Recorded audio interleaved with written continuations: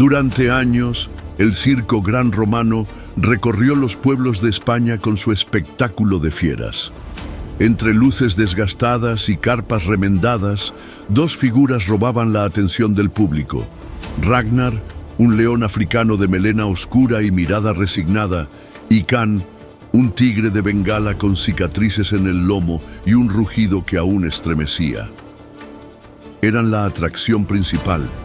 También eran los prisioneros más antiguos del circo. Ambos fueron arrancados de sus tierras siendo apenas cachorros. Nunca conocieron la selva, pero tampoco pertenecían a un mundo dos homens. Pasaron décadas encerrados, sometidos a rutinas crueles, a gritos, a látigos, a aplausos forzados. Hasta que un día de otoño, en las afueras de Teruel, algo se rompió, literalmente. Una tormenta violenta azotó el campamento improvisado del circo. El viento desgarró lonas, tumbó postes y entre el caos, una de las jaulas metálicas cedió. Nadie sabe con certeza cómo ocurrió, pero cuando la lluvia cesó, Ragnar y Kan ya no estaban. El amanecer trajo silencio y después gritos. Primero fue un pastor que encontró sus ovejas, esparcidas como muñecos rotos. Luego, una pareja que vio una sombra enorme cruzar la carretera. Las autoridades pensaron que era una exageración, hasta que un dron captó las huellas. Gigantes, frescas y dobles. León y tigre juntos, libres por primera vez, y armados con un instinto que no había sido domesticado, solo dormido. En menos de 48 horas, una pequeña ciudad que vivía tranquila, pasó a cerrar ventanas, suspender clases y evitar asrúas. Había miedo y había una pregunta en boca de todos.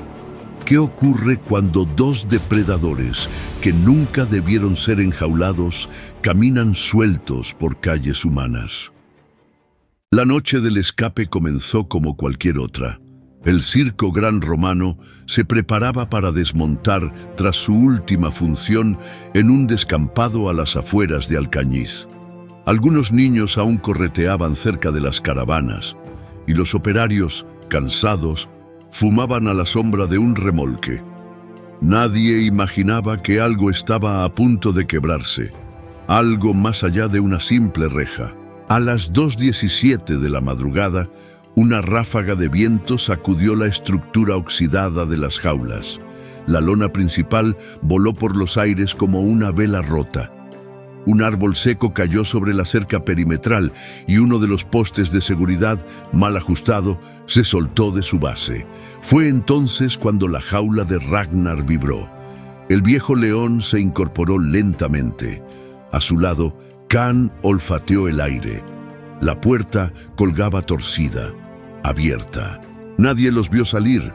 No hubo testigos, solo una cámara de seguridad de baja resolución captó una silueta felina que se deslizaba hacia la oscuridad. Cuando el domador, Julio Márquez, hizo el conteo de rutina a las 6:00 am, casi sufre un infarto. ¡Faltan los dos grandes!, gritó pálido. Llamaron a policía, a protección civil, incluso al noticiero local. Pero ya era tarde. Ragnar y Kan habían avanzado casi 10 kilómetros en dirección norte. Cruzaron campos de cultivo, se deslizaron entre olivos, bebieron en un canal de riego y se ocultaron en un barranco rocoso cerca de una zona residencial. Sus pasos eran silenciosos, sus ojos atentos. No buscaban espectáculo, buscaban comida y libertad. A las 7:45, un agricultor encontró a su perro pastor desgarrado. Pensó en lobos. Luego vio las marcas de garras. Llamó a gritos a su esposa. Ella, temblando, le mostró una foto del león en su móvil. Es él. Estaba en el circo. El rumor se propagó más rápido que la niebla matutina. La gente dejó de salir. Las escuelas no abrieron. El miedo se instaló. A mediodía, un grupo de ciclistas grabó un video en el que se ve claramente a Kan caminando por un sendero rural. El video se volvió viral en cuestión de horas. El tigre no huía. Caminaba con calma, como si el mundo entero fuese su territorio. A su lado, aunque fuera de cuadro, estaba Ragnar. Siempre juntos, como si compartieran un pacto silencioso. Las autoridades montaron un operativo, patrullas, helicópteros, incluso drones con cámaras térmicas. Pero los animales eran astutos, se ocultaban en las sombras, esperaban en silencio, se movían al caer la noche. Cazadores locales ofrecieron ayuda, pero los expertos advirtieron, no son simplemente animales sueltos, son depredadores con memoria. Aquella noche, la segunda desde la fuga, una familia regresaba de una cena cuando se topó con una figura en medio de la carretera. El padre frenó en seco. Allí, iluminado por los faros, estaba Ragnar, inmóvil, imponente, con los ojos fijos en el auto. Detrás de él, entre los arbustos, algo se movía. Khan.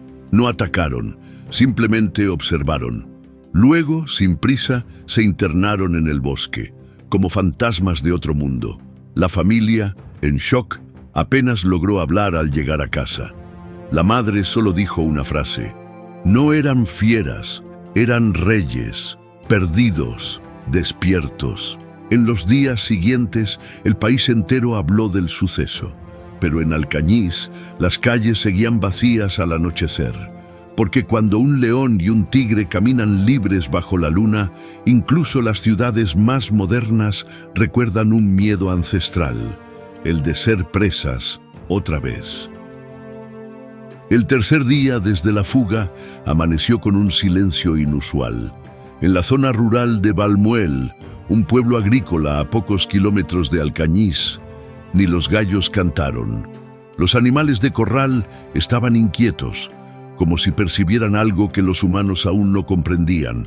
Los granjeros comentaban entre ellos, hay algo rondando por las noches. Nadie se atrevía a investigar demasiado. Fue entonces cuando Juan Serrano, un hombre de campo de toda la vida, notó que sus cabras no bajaban del monte.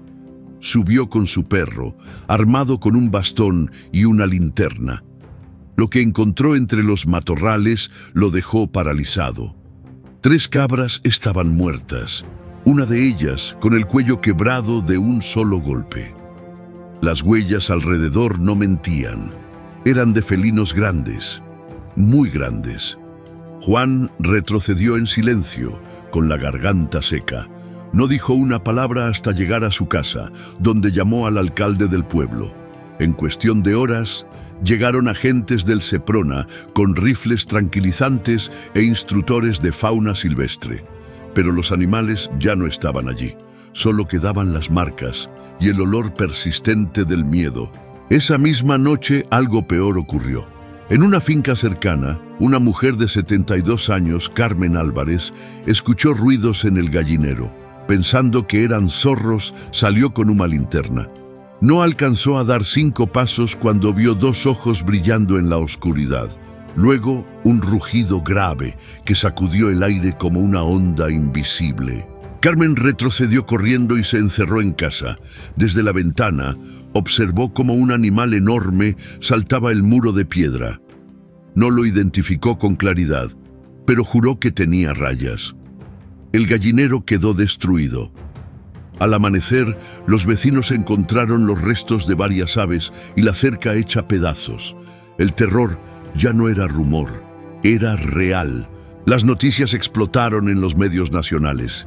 2 grandes felinos sueltos en el Bajo Aragón. Las cámaras mostraban a la Guardia Civil desplegando retenes, voluntarios repartiendo folletos con medidas de precaución y helicópteros sobrevolando zonas boscosas. Pero Ragnar y Khan se movían como sombras. Eran invisibles, inteligentes y peligrosos. Algunos comenzaron a decir que no era casualidad que siguieran juntos. Eso no es instinto, es alianza, dijo un exentrenador del circo en una entrevista televisiva. La prensa los bautizó como los fugitivos de la jungla. Otros, más supersticiosos, hablaban de castigo divino. Criaturas así no deberían existir en nuestro mundo. Mientras tanto, los animales se acercaban cada vez más al núcleo urbano. Se les vio cruzando una avenida en la madrugada, captados por la cámara de seguridad de un supermercado. El león primero, el tigre después. La ciudad comenzó a vivir bajo toque de queda informal. Nadie salía después del anochecer. En el ayuntamiento algunos sugerían pedir ayuda militar. Otros querían cazarlos, pero la mayoría solo quería que terminara, que alguien los encontrara, que los encerraran, los durmieran o incluso los eliminaran, porque ya no eran solo animales, eran símbolos de un caos que escapaba al control humano. Y mientras los humanos debatían su destino, Ragnar y Khan descansaban en una antigua fábrica abandonada a las afueras. Rodeados de concreto y silencio, comían lo que cazaban, observaban, esperaban, porque su viaje no había terminado, apenas comenzaba. La noticia ya había cruzado fronteras. Cadenas internacionales comenzaron a enviar equipos a Aragón. Periodistas franceses, italianos e incluso estadounidenses llegaron con cámaras en mano, buscando captar a los reyes perdidos. Pero no era un espectáculo, era una emergencia real, y la tensión en Alcañiz se volvía insoportable. Las autoridades habilitaron una línea directa para reportes de avistamientos. Llegaban decenas cada día, algunos falsos, otros alarmistas, pero entre ellos testimonios coherentes, huellas en los jardines, rugidos en la madrugada, animales domésticos desaparecidos. Se confirmó que Ragnar y Khan ya no se limitaban al campo, se estaban adaptando a la ciudad. El gobierno regional convocó expertos en fauna salvaje. Llegaron biólogos del Zoo de Barcelona, veterinarios forenses y hasta rastreadores africanos que habían trabajado en reservas naturales. Uno de ellos, un hombre sereno llamado Mosi, afirmó al llegar: «No los busquen como si fueran bestias, piensen como ellos, sienten, recuerdan». Paralelamente, grupos de cazadores se ofrecieron para intervenir. «Un buen rifle y un par de perros y se acaba el problema», dijo uno de ellos a la prensa. Pero la respuesta de los expertos fue firme. Estos animales no pueden ser tratados como presas comunes. Un error y alguien saldría muerto. El alcalde prohibió la caza civil, pero algunos no obedecieron. Una noche, 3 hombres armados entraron en una zona boscosa donde se habían reportado huellas. Solo uno regresó, herido y temblando. Dijo que no llegó a ver nada con claridad, pero que el bosque rugía. El incidente fue silenciado, pero los rumores crecieron. Alguien había enfrentado al león y sobrevivido por poco. Mientras tanto, los noticieros transmitían especiales sobre el sufrimiento de los animales en circos. Videos antiguos mostraban a Ragnar siendo azotado para obedecer órdenes, y a Khan encerrado en una jaula minúscula, caminando en círculos como un loco. La opinión pública se dividía. ¿Eran amenazas o víctimas? En las redes sociales surgieron defensores apasionados de los felinos. «Déjenlos libres, no maten a los inocentes», decían. Otros exigían acción inmediata. La ciudad, en el medio, vivía un estado de ansiedad silenciosa. Las tiendas cerraban más temprano, los parques estaban vacíos, la gente hablaba en susurros, como si el rugido pudiera oírlos. Los niños dibujaban leones en sus cuadernos escolares, algunos soñaban con el tigre en sus ventanas. Una maestra relató cómo una niña se negó a salir al recreo porque el león estaba en el patio. Nadie se reía, porque todos, en el fondo, sentían que algo había cambiado. Y en efecto había cambiado. Ragnar y Khan ya no huían. Se movían con calma como si reconocieran el terreno. Sabían dónde acechaba el peligro, qué caminos evitaban los humanos, qué lugares estaban vacíos al anochecer. Era como si entendieran que el mundo les debía algo. Los expertos sabían que el tiempo se acababa. Pronto, El hambre los obligaría a tomar riesgos mayores, y si eso ocurría dentro de la ciudad, el desastre sería inevitable. La caza ya no era una opción. Ahora era una carrera contra el instinto. El cuarto día amaneció con una calma que no auguraba nada bueno. Las autoridades habían delimitado zonas rojas, prohibido el acceso a parques y suspendido eventos públicos. Pero en el corazón de Alcañiz, la vida intentaba seguir. Cafeterías abrían a medias y algunos vecinos caminaban apurados, mirando de reojo a los callejones. La ciudad entera parecía contener la respiración. A las 10:23 de la mañana, el rugido sacudió los muros del casco antiguo. Fue como una explosión grave, profunda, que hizo vibrar ventanas y detener relojes. Las cámaras de seguridad de la plaza principal captaron el instante. Un león solitario, Ragnar, parado frente al kiosco de música bajo la sombra de un árbol seco, miraba alrededor con una mezcla de realeza y rabia. Nadie supo cómo llegó allí. Algunos dijeron haberlo visto salir de la biblioteca municipal. Otros juraban que bajó por las escaleras del convento abandonado, pero ahí estaba, en el centro mismo de la ciudad, como si fuera suya. Un anciano que lo vio desde su balcón murmuró: «Es como si viniera a reclamar algo». La policía actuó de inmediato. Cerraron accesos, evacuaron la plaza y posicionaron francotiradores en los tejados. Pero no dispararon. Aún no. Desde una de las calles laterales surgió otra figura. Khan, el tigre más ágil, más alerta, caminaba sin miedo entre los bancos y las farolas como si buscara a su compañero. Al encontrarse, se rozaron brevemente. Luego, se sentaron. La escena fue captada por drones, periodistas y ciudadanos aterrados desde las ventanas. El león y el tigre, juntos, en silencio. No rugían, no atacaban, solo estaban allí.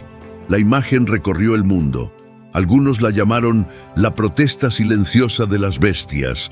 Otros solo sintieron un nudo en el estómago. De pronto un sonido rompió el momento. Una ambulancia que pasaba a lo lejos activó su sirena. En ese instante, Ragnar se puso de pie, lanzó un rugido descomunal y Khan se levantó de un salto. La gente gritó, algunos policías apuntaron, pero otra orden llegó por radio: «No disparen, repito, no disparen». Los felinos comenzaron a moverse. Primero lentamente, luego con rapidez. Tomaron una calle estrecha, saltaron una reja y desaparecieron entre los árboles del parque municipal. Todo en menos de un minuto, como si hubieran venido solo a mostrarse, a decir que aún estaban vivos. Cuando el silencio regresó, nadie habló. Los agentes bajaron sus armas. Los vecinos se asomaban sin atreverse a aplaudir ni a llorar, porque no sabían qué habían presenciado. ¿Un aviso? ¿Un ritual? ¿Una despedida? Horas después, un periodista escribió en su crónica: «No fue un ataque, fue un acto, un reclamo salvaje, una memoria viva del error humano». Pero para las autoridades, esa escena fue la señal definitiva. Si los animales eran capaces de irrumpir en el centro urbano sin temor, entonces la ciudad no estaba segura. Al día siguiente se firmó la orden: captura inmediata, vivos o muertos. La orden fue clara: captura inmediata, vivos o muertos. El operativo se amplió. Helicópteros del ejército sobrevolaban la región y unidades especiales con rifles de dardos tranquilizantes patrullaban las florestas. Pero no era solo una misión de seguridad. Era una carrera contra el tiempo, porque los felinos ya no se escondían y la ciudad ya no aguantaba más esperar. Durante la madrugada del sexto día, un equipo de rastreo halló nuevos indicios en los alrededores de una vieja cantera abandonada. Rastros recientes, pelos en la roca, un cadáver de jabalí semidevorado. Todo indicaba que Ragnar y Khan habían encontrado allí un último refugio, un círculo de concreto silencioso, sin salida. A las 5:12 de la mañana, el equipo de intervención se aproximó. Avanzaron en silencio, rodeando el perímetro. Llevaban redes, dardos, hasta comida envenenada. Uno de los drones detectó movimiento. El león dormía al lado del tigre. Ambos parecían exhaustos, como si ya supieran que Ofim estaba perto. No rugían, no huían. El primer disparo fue un dardo dirigido al tigre. Alcanzó su flanco y Khan saltó como un resorte. Rugió, giró en círculos y cayó. Su cuerpo temblaba, mas sus ojos seguían abiertos. Ragnar se levantó al instante y con un bramido gutural se interpuso entre os humanos e seu companheiro. Não havia medo, havia furia y tristeza. Entonces todo se desmoronó. Uno de los soldados, nervioso, fuera del protocolo, disparó una bala real. El sonido seco del disparo retumbó en la cantera como un trueno apagado. El león fue alcanzado en el costado, pero no cayó de inmediato. Se tambaleó, rugiendo aún, y avanzó con dificultad hasta el cuerpo de Khan. Allí, con un último suspiro, apoyó su cabeza sobre la del tigre. Así murieron los dos reyes, juntos, en silencio, como leyendas rotas. La noticia se esparció como fuego. Los titulares gritaban: «Abatido el león fugitivo, el tigre muere bajo sedación». Hubo indignación en las redes, protestas frente al circo Gran Romano. Activistas exigieron justicia, pero para los habitantes de Alcañiz solo quedó un silencio extraño. El tipo de silencio que llega cuando algo sagrado ha sido destruido. El circo fue clausurado. Los animales rescatados. Testigos relataron años de maltrato, negligencia y hambre. El dueño desapareció. Algunos decían que había huido a Portugal, otros que se escondía. Pero nadie parecía interesado en perseguirlo. El daño ya estaba hecho. Los niños dejaron flores en la entrada de la cantera. Dibujaron a Ragnar y Khan en hojas de colores, con coronas y alas. Ellos solo querían ser libres, decía una nota. Un artista local pintó un mural en la pared del mercado. Los dos felinos corriendo entre olivares, bajo un cielo abierto y sin muros. La ciudad volvió a respirar con el tiempo, pero quedaron cicatrices que no se borraban. En cada sonido nocturno, en cada sombra entre los árboles, permanecía la memoria de cuando dos animales rompieron sus cadenas y obligaron a los humanos a mirarse en el espejo de su propia brutalidad. Porque al final, quizás no fueron monstruos ni mártires, solo criaturas que, aun despojadas de todo, se atrevieron a vivir y a morir como lo que siempre fueron, libres. En los registros oficiales, el caso fue cerrado como un incidente controlado con intervención letal, un eufemismo técnico para encubrir la incomodidad de una tragedia que no cabía en los informes. Pero entre los habitantes de Alcañiz, nadie lo olvidó. Durante meses, los nombres de Ragnar y Khan resonaron en los cafés, en los periódicos locales, en las conversaciones en voz baja. Los más ancianos decían que jamás habían presenciado algo tan grandioso y tan triste. Para ellos, no se trataba solo de dos animales escapando de un circo. Era la naturaleza alzando la voz, una herida invisible abriéndose en el concreto de la civilización. Algunos culpaban al circo, otros al gobierno. Hubo quienes señalaron a los propios vecinos por haber desviado la mirada durante tanto tiempo ante las jaulas. Pero la verdad era otra, más incómoda. Todos sabían que, de algún modo, habían contribuido a esa historia. Por omisión, por indiferencia, por el hábito de convertir el sufrimiento en espectáculo. Años después, se levantó un pequeño monumento en el parque municipal. Una escultura sencilla, un león y un tigre de bronce, sentados uno al lado del otro, mirando al horizonte. Sin cadenas, sin rugidos, solo presencia, Bajo ellos, una frase grabada en silencio: no escaparon de un circo, escaparon de nosotros. En la memoria colectiva de la ciudad, Ragnar y Khan no fueron solo animales, fueron espejos, y como todo espejo verdadero, revelaron algo que pocos se atreven a mirar, que hasta las fieras más temidas solo se vuelven peligrosas cuando pierden toda esperanza de libertad.